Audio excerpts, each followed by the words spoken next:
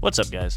So we have been getting some new looks at some of the new maps that are going to be hitting Battlefield 6 at launch. First of all, there was a PC trailer that was released by Battlefield Studios that is mainly what the footage I'm showing right here. But then there are also some closed playtests being done in Battlefield Labs. So we're also seeing a lot of new gameplay for these maps getting leaked online, which I'm obviously not going to post here, so you're mainly just seeing the trailer. You could definitely go find those leaks if you go look for them. But we're getting some looks at Myrick Valley and Operation Firestorm, which was a Battlefield 3 map. And we also got a couple more details on Portal in the trailer. And I gotta say, guys, I'm looking at these maps, and I think they look really good. Like, seriously, I think they're gonna be dope as fuck.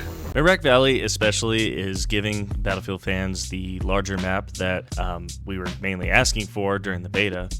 We gotta give the people what they want! But on top of this being a large map, one thing I'm kind of excited about is that there's not large open spaces still. Like, you can still play a lot of infantry combat where it's a little bit more balanced with the vehicles. That was always my complaint with a lot of like older maps, like let's say like Gold Mode Railway on Battlefield 4, is it was too open. So vehicles just kind of ended up dominating the map. Versus some other maps like Dawnbreaker and Battlefield 4, which were a little too infantry heavy and would just kind of ambush vehicles everywhere they went.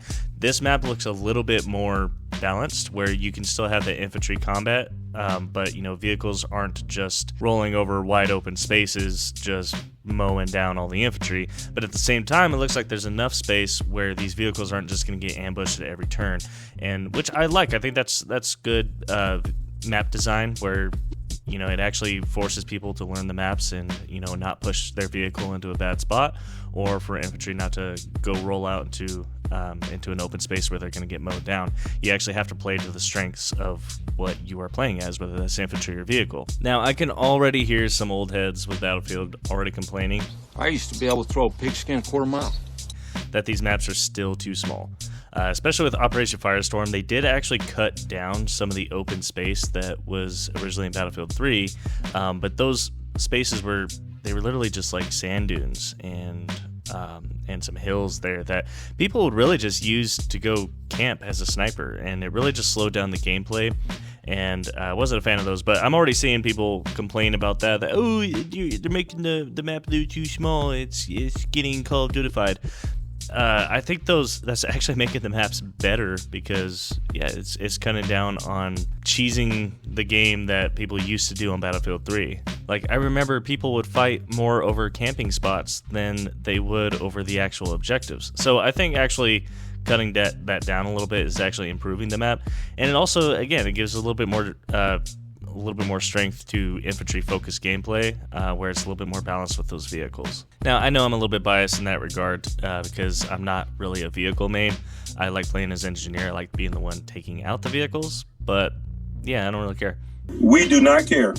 But no, in all seriousness, I really do think that these maps are more focused on skill and actually learning the maps and learning new angles on how to approach an objective, rather than kind of what they used to be, and that was kind of vehicle-dominated combat. And don't get me wrong, I mean, there was the sandbox of Battlefield 3 and 4, and there was definitely a lot you could do with it, but there were some maps that were way too heavily favored one way or another. They either way too much favored the vehicles or really favored infantry, and it was always hard to strike that balance. And I think these maps are kind of doing a good job at striking that balance. I mean, even with the maps we got in the beta, as small as they were, I mean, they're not that small, but in comparison to typical Battlefield maps, they were small.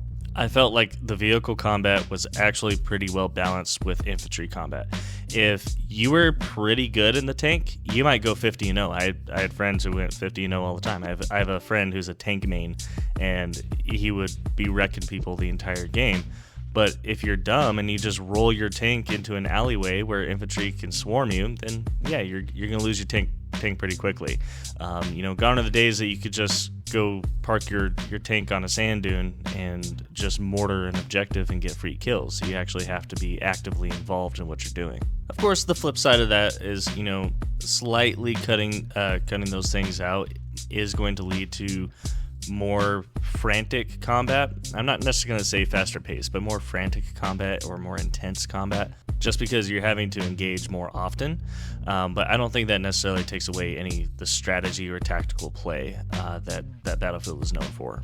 If you want those maps that you have to, walk around for 2 hours before you get into one firefight that lasts about 10 seconds, then go play Squad.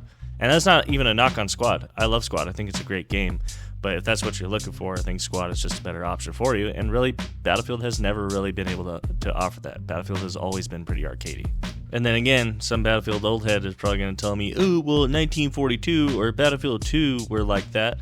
No, that's probably maybe how you felt at 14 years old playing it. But that's how I felt Call of Duty 4 Modern Warfare was when I was 12 years old playing it.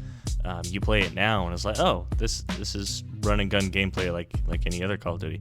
Now, I'm not saying Battlefield has ever really been run and gun gameplay, but it's not exactly the tactical milsim that you might be thinking it is by the way some of these guys talk.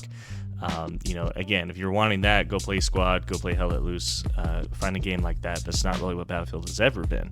And I think these maps are really actually doing a good job at focusing more on keeping chaotic gameplay, which is definitely much more of what Battlefield is known for. It's more for those cinematic moments, or the Battlefield moments, so to speak. Now, some of the other things getting revealed in these leaks and the trailer as well are things like the EOD bot, which I think will be pretty cool, especially for those mines that the engineer can set on the side of the road.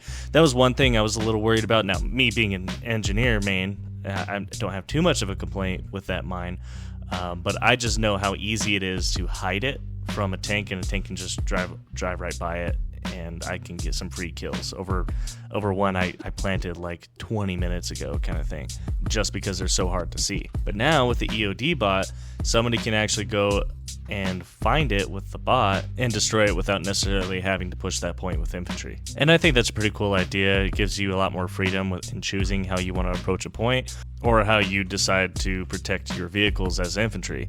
A lot of times I play as an engineer, so I'm expected to be able to repair vehicles, so I'll definitely be on the side of the road or behind the vehicle, clearing out infantry there and going back to the tank to keep it alive.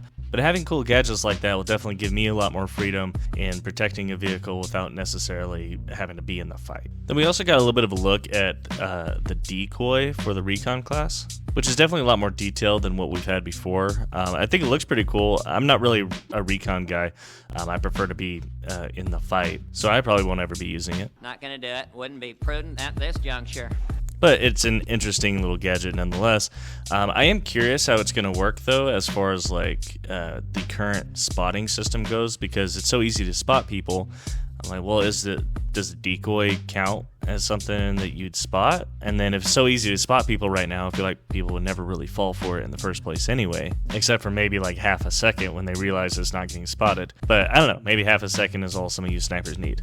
So I'm curious how that'll work out with that system. We also saw a little bit of gameplay for the ladder that is pretty cool. It turns into a ladder or a ramp depending on the angle that you're needing it for. I don't know, with the current build of the maps being as chaotic as they are, I don't know how useful the ladder will really be.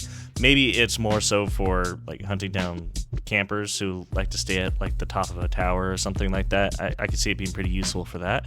But I'm curious to see how it'll actually work out in full gameplay. And then we got a little bit of a look at Portal during that PC trailer. And Portal, I'm interested in seeing how that's going to be.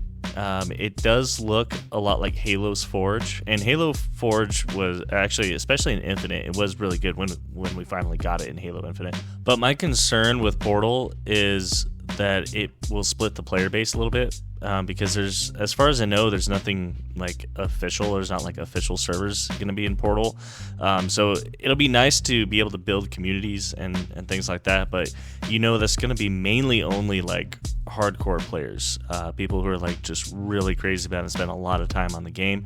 So I don't know how successful, even though it looks really cool and you can definitely do a lot with it. As far as we know, we still haven't really seen a whole lot of details on it. It looks like it'll be a lot of fun. I just don't know how it's gonna really fit into the overall Battlefield ecosystem, but it has a lot of promise, and I'm excited to see what'll happen. I just kind of have my doubts right now, especially when they're not pushing it super hard. But that is the only place we're going to see server browser. And I do think that the community can probably be pretty creative with a lot of these tools, so we'll probably see some pretty cool stuff. I just don't think it's going to be the main attraction of the game, or anywhere close to it for that matter. Anyway, yeah, I'm really excited for this game. I think these maps are looking solid. I think all the gadgets that they're adding in are looking pretty solid. I like that the maps are focused on, forcing you to actually, think with what you're doing with your vehicles or your infantry for that matter, that everything has a counter to it. And we'll see how these larger maps play out at launch, but so far I think they're looking pretty solid. Anyway, that'll do it for today. I appreciate you watching. I hope you enjoyed it. And if you did, go ahead and like and subscribe and maybe watch another one.